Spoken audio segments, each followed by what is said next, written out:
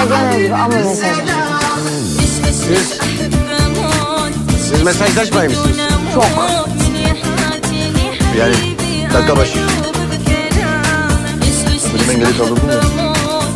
Vazgeçelim kaldım. La yuh. Engelimi kaldırmamışsın hala. Lan sen kocasını engeller mi ya? Açtı. Bizim size arasın.